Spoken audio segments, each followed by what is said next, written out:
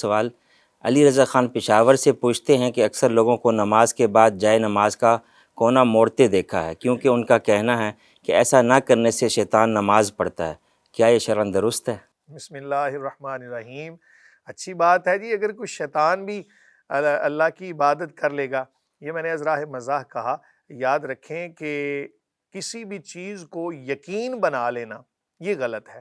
جائے نماز کا کونا موڑنا یہ ہمیں بڑا یاد ہوتا ہے، ہمیں یہ یاد نہیں ہوتا کہ ہم نے جناب دوسروں کو نماز پڑھنے کا بھی کہنا ہے۔ تو جائے نماز کھلی رہنے دیں، اس کو دیکھ کے ہو سکتا ہے کسی اور کو بھی ذوق اور شوق پیدا ہو جائے کہ وہ نماز پڑھ لے۔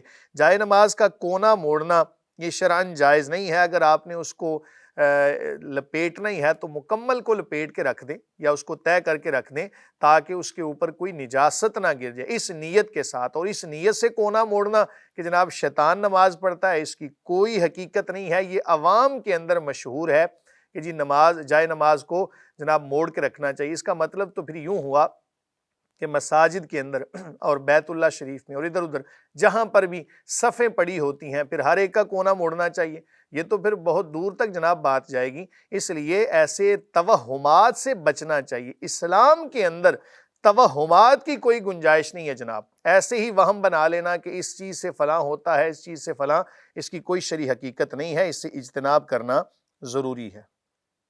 اگلا سوال ایک بہن خانیوال سے پوچھتی ہیں کہ اکثر بڑے بزرگ کہتے ہیں کہ شام کے وقت گھر میں لائٹیں آن کر دیں، بلکہ اگر اندھیرا ہو تو ڈانٹ بھی دیتے ہیں، کیا واقعی مغرب کے بعد گھر میں روشنیاں کرنے کی کوئی شرعی اہمیت ہے؟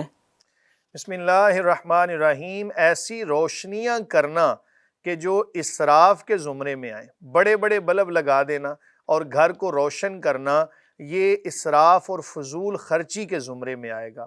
ہاں، اگر آپ پورے گھر کو تھوڑا بہت روشن کرنا چاہتے ہیں تو گھر کے اندر چھوٹے بلب جن کو زیرو سائز کہتے ہیں یا انرجی سیور استعمال کریں، صرف اس وجہ سے کہ گھر کے اندر جناب کوئی بندہ وہاں پہ جائے تو کوئی نقصان سے بچ جائے، ایسی صورتحال کے اندر تو جائز ہے۔ لیکن اس کو جناب یقین بنا لینا کہ جس جگہ پر روشنی نہیں ہوگی وہاں پر کوئی آفت آ سکتی ہے، کوئی جناب بلائیں نازل ہو سکتی ہیں، اس کی کوئی شرعی حقیقت نہیں ہے۔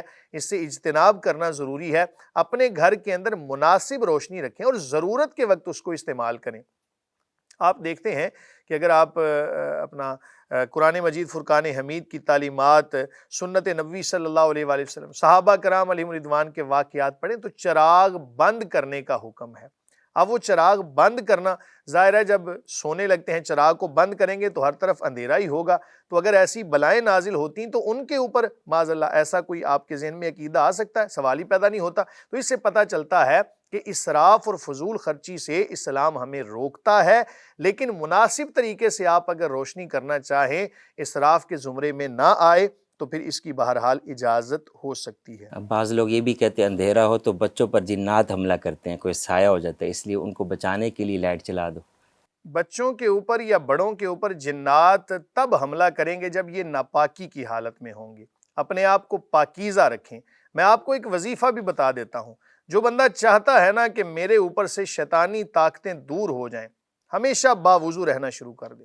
جب وہ باوضو رہے گا نا، سوال ہی پیدا نہیں ہوتا کہ کوئی شیطان اس کے اوپر حملہ کر دے۔ کسی بندے کو جناب آسیب ہے، کوئی بھی کسی قسم کا چکر ہے، کوئی ایسے معاملات ہیں، آپ کو جناب ڈر لگتا ہے، کرنا صرف یہ ہے کہ بے وضو نہیں رہنا، آپ نے ہر حالت کے اندر باوضو رہنا ہے۔ وضو ٹوٹا فی الفور وضو کر لیا، اور ہر وقت باوضو رہیں گے، شیاطین اور دیگر طاقتوں سے بھی محفوظ رہیں گے، اللہ تعالیٰ کی رحمتیں بھی برسیں گی۔ ایک صحابی ہیں رضی اللہ عنہ کہ ان کو نا وضو سے بڑا پیار تھا۔ جب وہ دنیا سے گئے، نبی کریم صلی اللہ علیہ وآلہ وسلم نے ان کی نماز جنازہ کے اندر شرکت فرمائی۔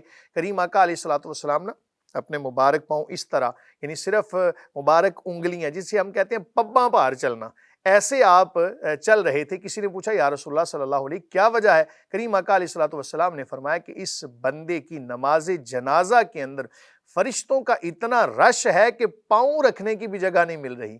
تو باوضو رہے نا ہمیشہ۔ اگر آپ کو شیاطین سے اتنا ہی جناب خوف ہے، ہونا چاہیے، اللہ تعالیٰ نے بطور آزمائش ان کو نازل کیا ہے، ان سے خوف ہونا چاہیے، تو ہمیشہ باوضو رہیں۔ انشاءاللہ اس کی برکتیں دنیا کے اندر بھی ظاہر ہوں گی اور آخرت کے اندر کا ثواب تو اللہ تعالیٰ کے ذمہ کرم پر ہے۔ مفتی صاحب تیسرے کلمے کا بھی اکثر لوگ کہتے ہیں کہ وہ پڑھیں تو اس سے بھی شیاطین اور جنات دور رہتے ہیں، انسان کی حفاظت رہتی ہے، آپ اس بارے میں کوئی بتائیں؟ بالکل، دیکھیں لا حول ولا قوت الا باللہ العلی العظیم، یہ کلمہ ایسا ہے کہ اس کے اندر ہر بیماری سے شفا ہے، اور ظاہر ہے کہ یہ بھی ایک وہم بھی ایک بیماری ہے، اور بھی بہت اقسام کی بیماریاں ہوتی ہیں، تو اللہ تعالیٰ ہی قادر مطلق ہے۔ اللہ تعالیٰ کی ذات پہ بھروسہ کرنا اور شیاطین سے اللہ تعالیٰ کی پناہ میں آ جانا، یہ بہت بڑی بات ہے۔ تیسرے کلمے کا ورد ہمیشہ جاری رکھیں، بلکہ بازار میں نکلتے ہوئے ادھر ادھر جہاں بھی آپ کو موقع ملے کثرت کے ساتھ اس کا ذکر کریں، اس سے بہت سارے توہمات سے بھی اور بہت ساری شیطانی طاقتوں سے بھی محفوظ رہیں گے۔ بہت شکریہ مفتی صاحب، آپ سب احباب کا بھی بہت شکریہ جو اپنے سوالات ہمیں بھیج رہے ہیں۔ امید ہے مفتی صاحب کے قرآن و سنت کی روشنی میں دیے گئے جوابات سے آپ کو رہنمائی ملی ہوگی۔ آپ سب دیکھنے والوں سے گزارش ہے کہ کسی بھی دینی، شرعی، اخلاقی اور اصلاحی معاملے میں رہنمائی چاہتے ہیں تو مفتی آن لائن میں اپنے سوالات سکرین پر دیے گئے نمبر پر بھیجیں، یا آپ ہمارے سوشل میڈیا کے ذریعے بھی ہم سے رابطہ کر سکتے ہیں۔ اسی طرح واٹس ایپ کے ذریعے بھی آپ ہم سے رابطہ کر سکتے ہیں، واٹس ایپ پر اپنے سوالات لکھ کر بھیجیں یا وائس نوٹ کے ذریعے بھیجیں۔ کالز ہم ریسیو نہیں کر سکتے، آپ کے سوالات کو ہم پروگرام میں شامل کریں گے اور ان کا مکمل شرعی حل بتائیں گے۔ سب دیکھنے والوں کا بہت شکریہ۔ وما علینا الا البلاغ۔